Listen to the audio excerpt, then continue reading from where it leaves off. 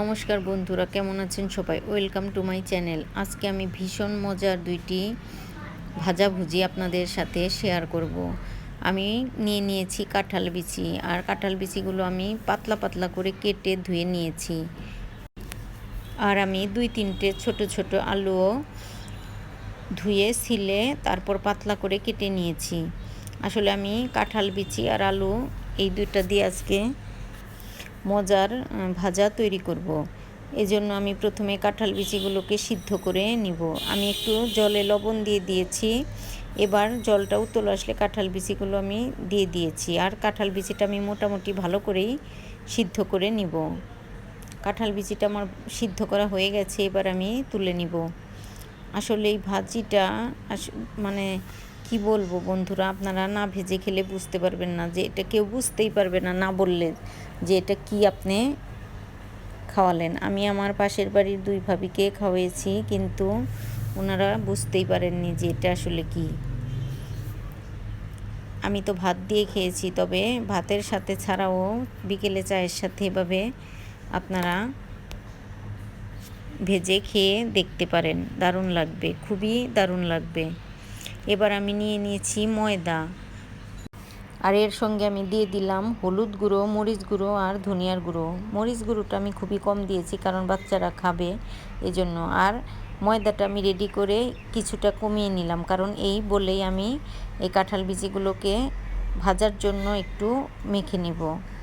এবার আমি শুকনো ময়দার মধ্যে আর এই মশলা দেওয়া ময়দার মধ্যে এই কাঁঠাল বিচিগুলোকে একটু হালকা মেখে নিব। এভাবে করে কাঁঠাল বিচি আসলে আগে কখনো খাওয়া হয়নি। আজকে ভাবলাম যে এভাবে একটু কাঁঠাল বিচিগুলো ভেজে খেয়ে দেখি কেমন লাগে। কিন্তু বন্ধুরা, বিশ্বাস করুন, আপনারা না খেলে বুঝতে পারবেন না এর টেস্ট কতটা। কাঁঠাল বিচি এমনিতে আমার খুবই পছন্দ, তবে এটা মানে বোঝা যাচ্ছে না আসলে কাঁঠাল বিচি, এর টেস্টটাই সম্পূর্ণ বদলে দিয়েছে।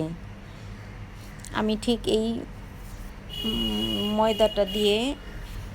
ময়দা মাখা দিয়ে আমি আলুগুলো একইভাবে ভেজে নেব। প্রথমে আমি তেল দিয়ে দিলাম কড়াইতে, আর তেলটা খুব গরম করে তারপর কাঁঠাল বিচিগুলো দিতে হবে।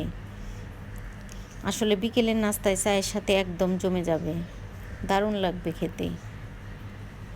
এবার কাঁঠাল বিচিগুলো আমি ভেজে নিচ্ছি। আসলে বেশি সময় লাগবে না, কারণ তেলটা অনেক গরম করে দিলে কাঁঠাল বিচিটাও খুব তাড়াতাড়ি ভাজা হয়ে যাবে। কাঁঠাল বিচি ভাজতে আসলে বেশিটা সময় লাগে না।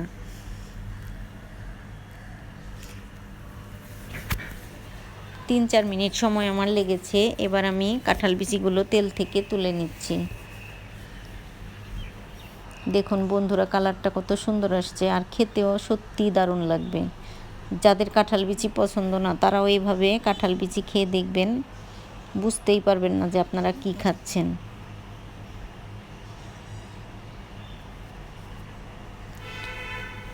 এবার আমি কাঁঠাল বিচিগুলোকে তেল থেকে তুলে নিচ্ছি, আর আলুগুলো আমি ঠিক একইভাবে দিয়ে দিব। তার আগে আমি একটু বিট লবণ দিয়ে নিব, কারণ আমি যখন ময়দাটা মেখেছি তখন লবণটা দিইনি, জল উঠে যাবে এজন্য। এবার আমি আলুগুলো একইভাবে মেখে তারপর তেলে দিয়ে দিব,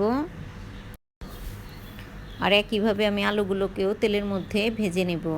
আসলে এই কাঁঠাল বিচি আর আলু দুটোই এমন মুচমুচে হয়েছিল বন্ধুরা, খুবই ভালো লেগেছে খেতে। আপনারাও ভালো লাগলে এভাবেই ভেজে খেয়ে দেখবেন। আমার ভিডিওটা যদি ভালো লাগে তবে অবশ্যই জানাবেন, লাইক কমেন্ট শেয়ার করবেন।